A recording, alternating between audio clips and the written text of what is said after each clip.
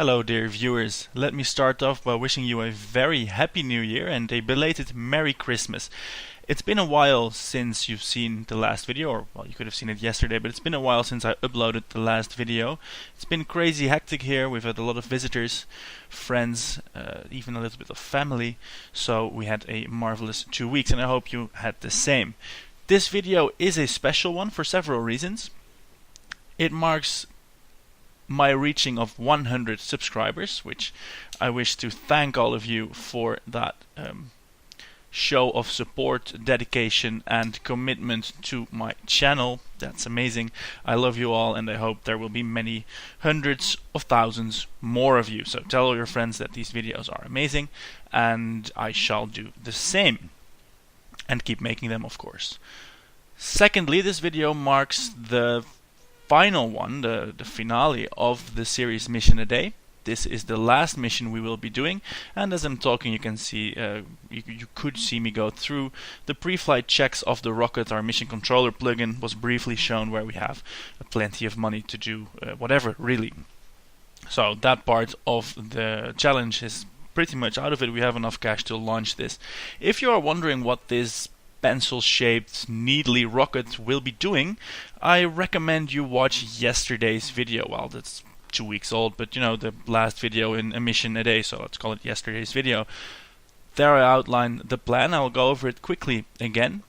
The goal here is to bring back Bill and Bob from the Jool system with their soil samples. They are, well, one of them is landed on Vall with a soil sample in his capsule, and the other one is in orbit around Vall with a soil sample from Pol.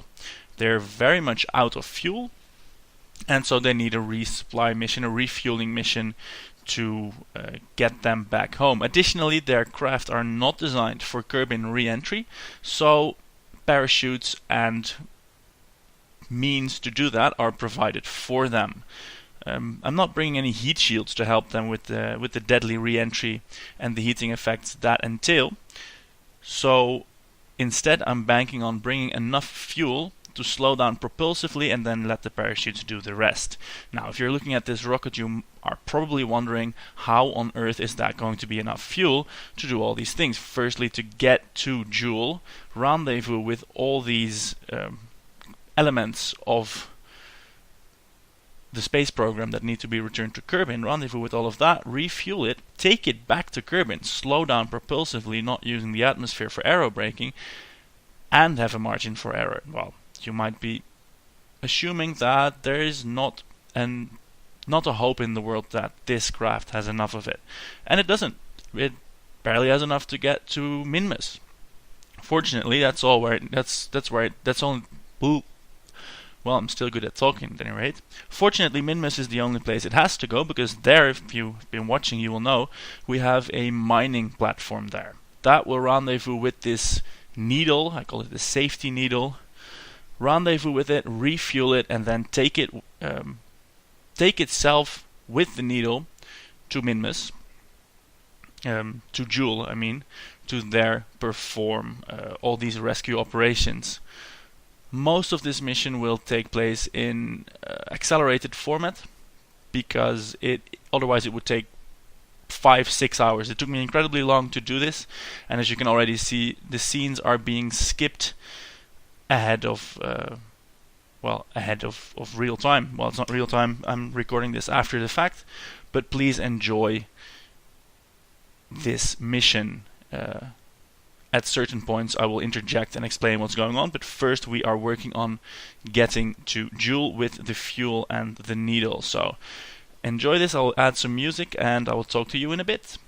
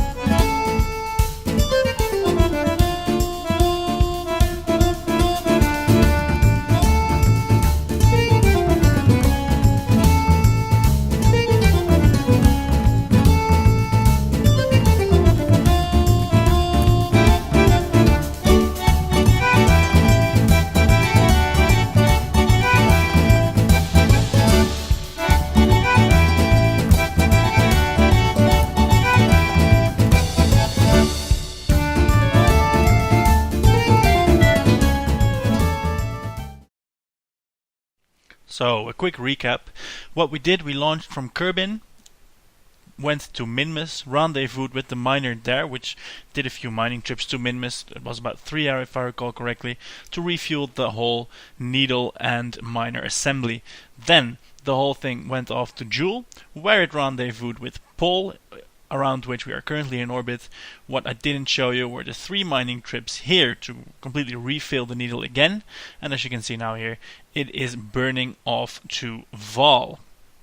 Now the next bit is a little bit grainy, it's because I didn't use the right recording settings, but here we are coming into orbit around Vall, and I'll make a nice montage of how the lander, with just enough fuel, gets off from there. So enjoy that.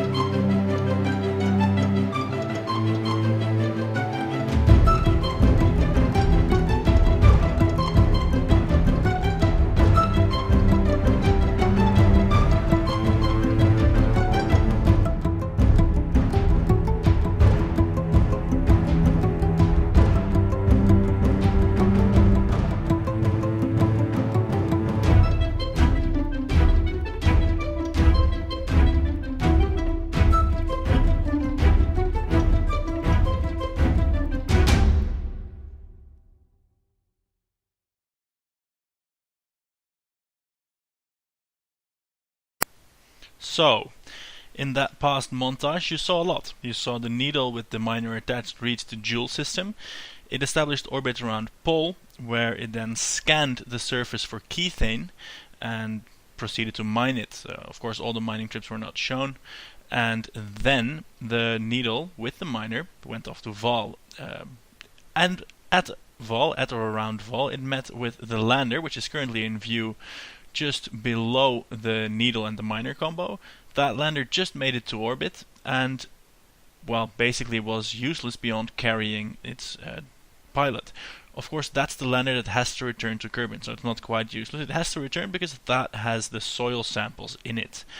Something else which happened is the craft which we are looking at now. That was retrieved from a Vall orbit. It was in orbit, but it was out of fuel. And it was in fact retrieved by the Vall lander after that one was refueled by the Needle. Now, this was not shown in great detail because it took a very long time. There were 6 or 7 rendezvous involved, but at this point everything has met up. We are near the Vall station, or at least what's left of it, and I'm currently rearranging the ship. The miner will stay attached to the Needle. The Needle is the middle section, which is at this point trying to angle for the orbital module. That will all combine and head off to Pol. The Vall lander, or what is now the Kerbin return stage, but what was the Vall lander, will make for Pol under his own power. That one has a nuclear efficient engine of his own. The whole assembly will go to Pol and there refuel once more, one final time. Then the miner will stay behind at Pol, and in its place, in its stead, there will be the Vall lander, which will provide the propulsion for the whole stack back to Kerbin. So all of this, which is what you're currently looking at, plus the Vall lander minus the mining module, which is at the base of the Needle now, that will go back to Kerbin. So the miner will remain at Pol, and the rest will go back to Kerbin. As you can see, docking with such a long Needle-like vessel with no RCS of any kind has proven to be a little bit more difficult than I had first imagined, but in the end I do manage it. Here we see finally matching up that Needle.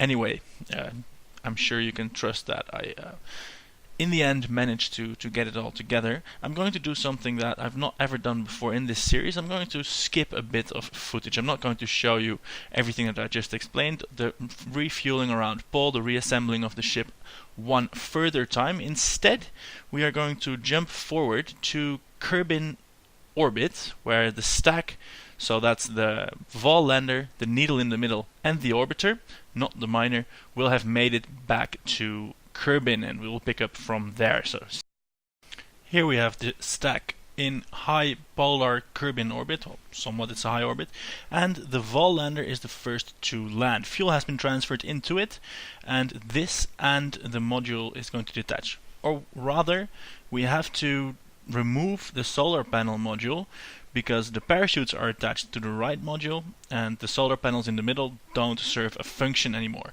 Remember, this craft does not have a heat shield, so it will rely on rockets and parachutes to land safely.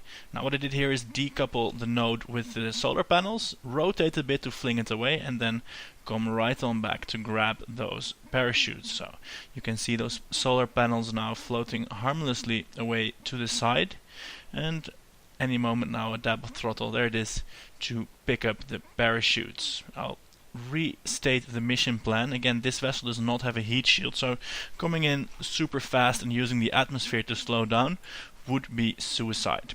What we're doing instead, we have full fuel tanks, or at least rather full fuel tanks. We are going to use our nuclear engine to slow down, gently drop through the atmosphere, and then use the parachutes, which are part of the safety needle, which is where the safety moniker comes from, to gently waft us down to the surface. At least that's the plan. This system has never been tested before, nor were these vehicles ever intended to land. Furthermore, the flight engineer that we have here has difficulty with this vessel to predict how much delta V it has, so everything has been eyeballed and guessed, and we are going to lower our orbit towards the planet Kerbin and see if, who do we have here? I think it's Bill, but I'm not quite sure.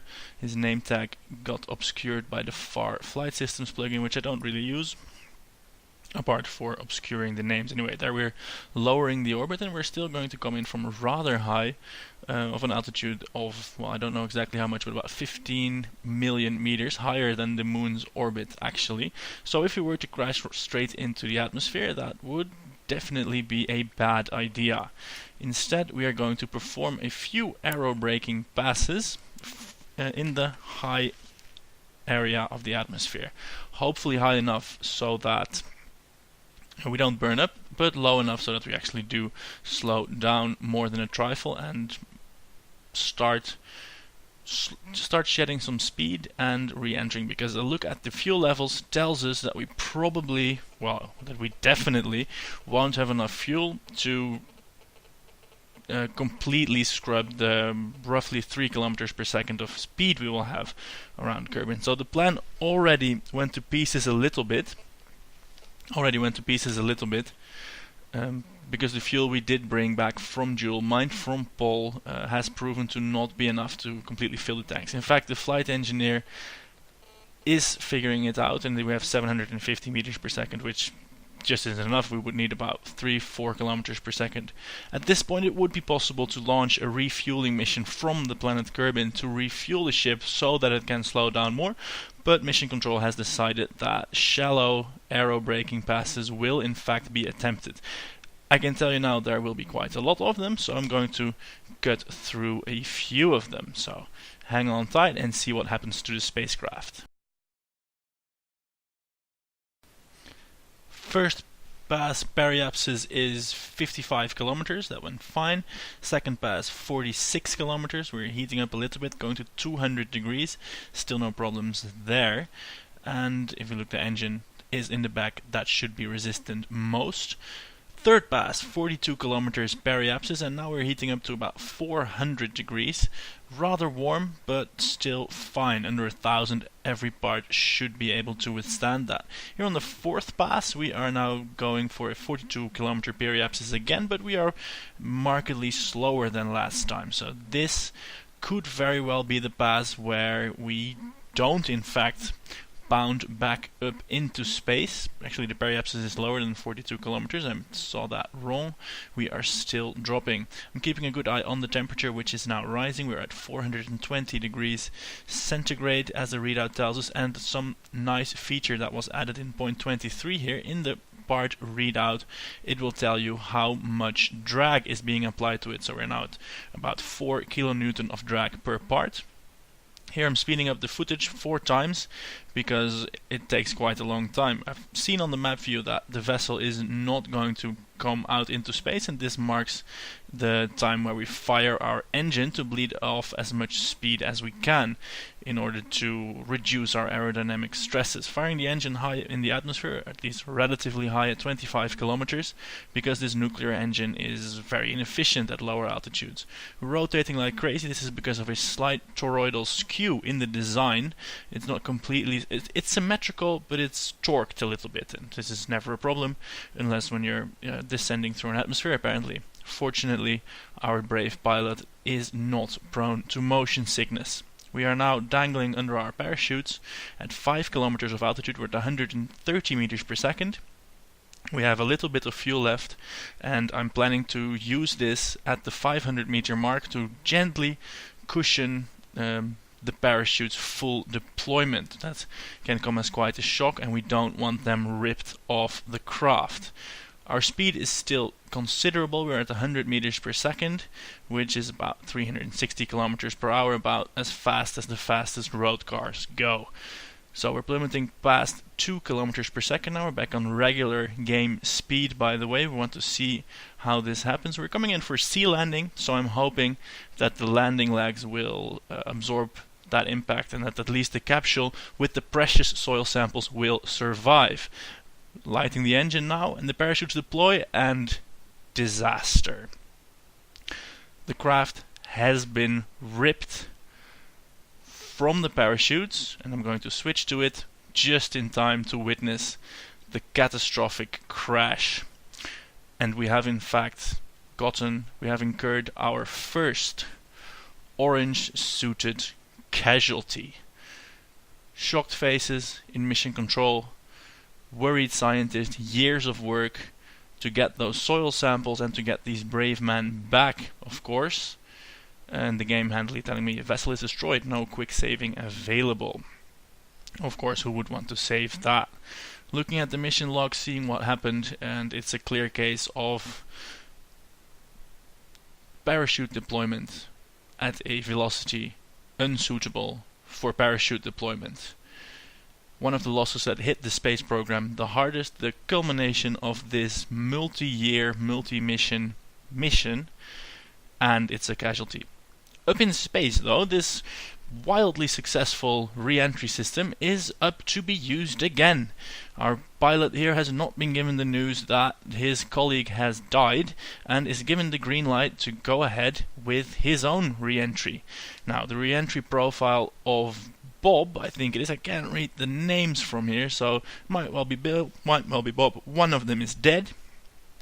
Anyway, he is going to attempt a very similar re-entry profile, where he will skim the atmosphere a few times and then re-enter. Now, this craft is different from the last one. It's a fair bit lighter, and it does not have a nuclear engine. Also, it carries all the remaining fuel, so even though this engine is a lot less efficient, it has more fuel to work with and less mass to push. So actually, this vessel has a lot more delta V than the nuclear-powered one, which was a mistake on my part. I should have put more fuel in the nuclear-powered vessel, and maybe it could have softened its fall enough to allow the parachutes to deploy. Still, we are betting everything, we are banking everything on the successful recovery of this craft, so that at least one set of soil samples may be returned to Kerbin, and of course our brave astronaut. I will now cut the video to the final re-entry pass, because these 5-6 passes again, they look much the same as this, a vessel slowly slowing down in a visually unspectacular fashion. So see you after the cut. And here we are, in the closing moments of the finale, of the encore, of the end of this massive space program.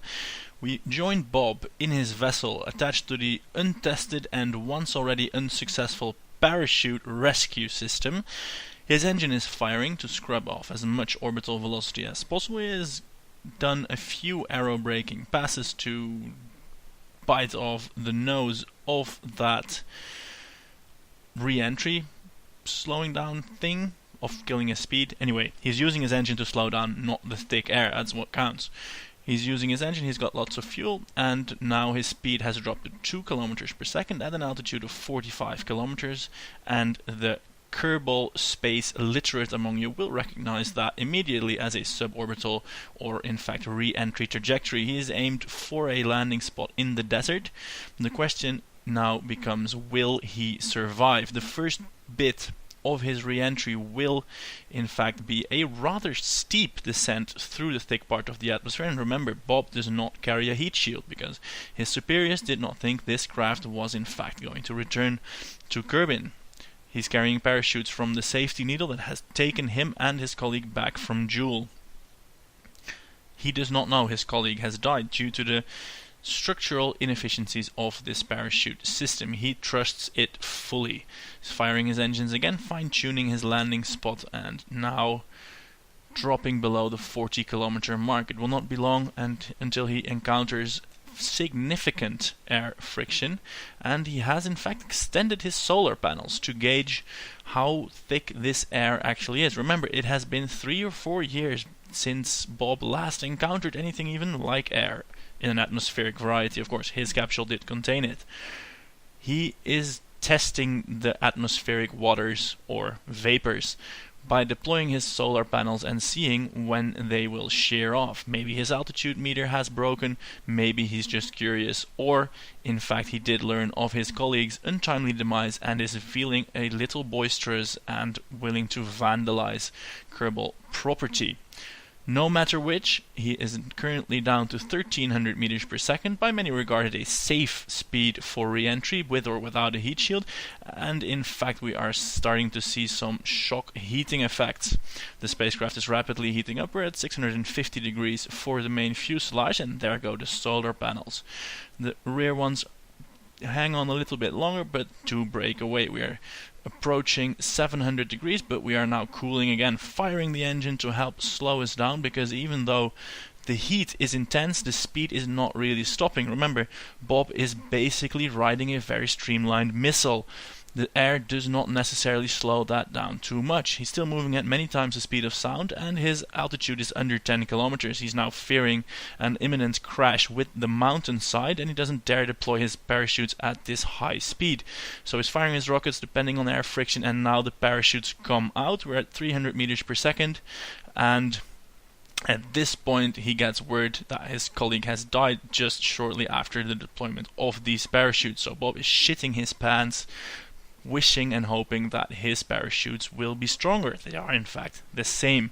One thing that is different is his craft is a lot lighter and he does have rocket fuel remaining. So we are all together hoping that Bob will be able to keep his craft intact and return those precious soil samples. They're not from Vall, which the mission initially set out to collect samples from. They are from Pol, which is, if possible, an even more enigmatic body far away from the Kerbal homeworld of Kerbin. Now, with the rocket fuel all but exhausted, 3 units remaining, he is wafting down on the parachutes, going at a speed that is frighteningly similar to previous landing attempt of 100 meters per second. Firing the engine once again, reducing that to 70, and the parachutes have deployed. The spacecraft is still in one piece. Bob is still alive.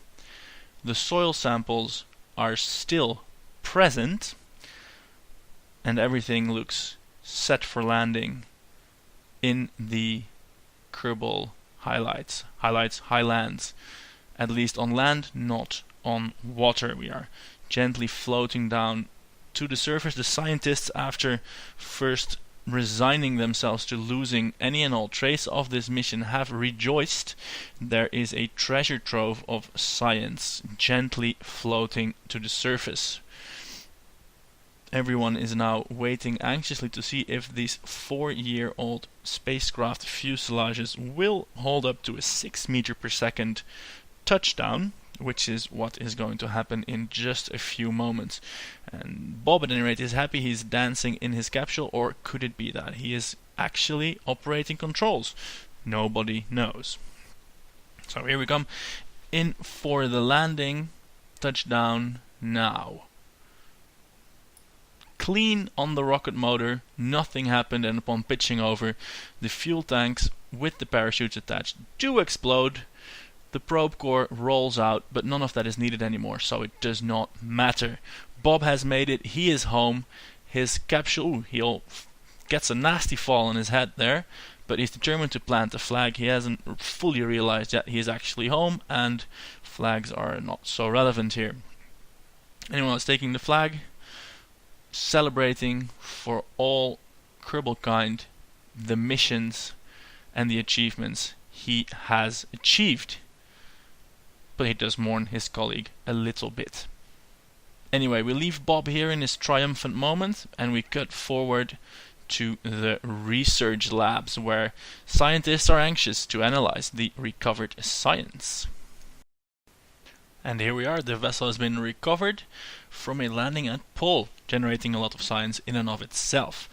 Actually, about the scientific merits and rewards of this mission, there's not a whole lot to say. If we move to the research and development station, which we are doing now, we can see a scientific tree which is almost completely unlocked. We have about 4,500 science points, and my phone is making wonderful scientific interference once more. I have very cheap magnetically unshielded speakers, and that's relatively annoying every now and then. Anyway, about the science, we're just going to unlock all of it, and I think I'm just not going to make it, but for all intents and purposes the science tree is now unlocked. You can pretty much build anything you want. As you may have seen from the title or heard me say, this is the last video in the Mission a Day series. This has several reasons. First, we have achieved the objective somewhat. We've sent a probe to Vall, sent a Kerbal to land on it, and returned samples not from it but from its sister moon. So that is all very well, and I feel it is time for a new challenge. We have a lot of vessels in orbit here in this Mission a Day universe, and it's time for something else. Also, the mission a day schedule is something that I won't be able to keep up for the foreseeable future. Maybe in a few weeks I might again, but not now, so I'm not going to dishonor the name by not doing it. What I'm going to do is launch a new series soon, not quite tomorrow, but one of these days, so keep your eyes out for it. And that will entail a significantly harder Kerbal Space Program than usual. We will be following the same general theme of a continuing and evolving space program.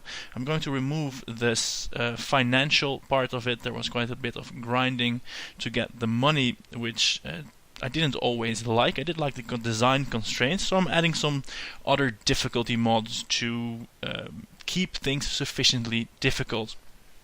Specifically, I'm keeping Deadly Re-entry and Ferrum's aerospace research to keep everything a little bit more realistic, and additionally I'm going to use the Real Solar System mod that, if you don't know, basically scales up everything to, well, real world values more or less. This means rockets are a lot harder to get into orbit, and interplanetary trips are no longer something you just do. You have to think about it and design appropriately large rockets. So we're going to see how that works out.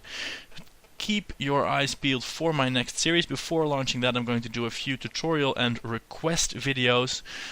Anyway, you will see that pop up when it pops up, which should be inside of a week.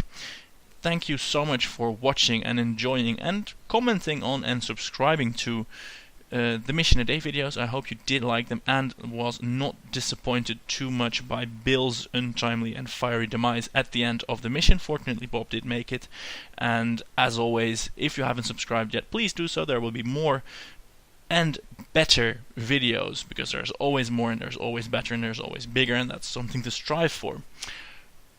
Also, like it if you did, and for now, there's nothing else you can think of, so please, please, please have a very wonderful day. See you soon. This was Lorenzo. Bye.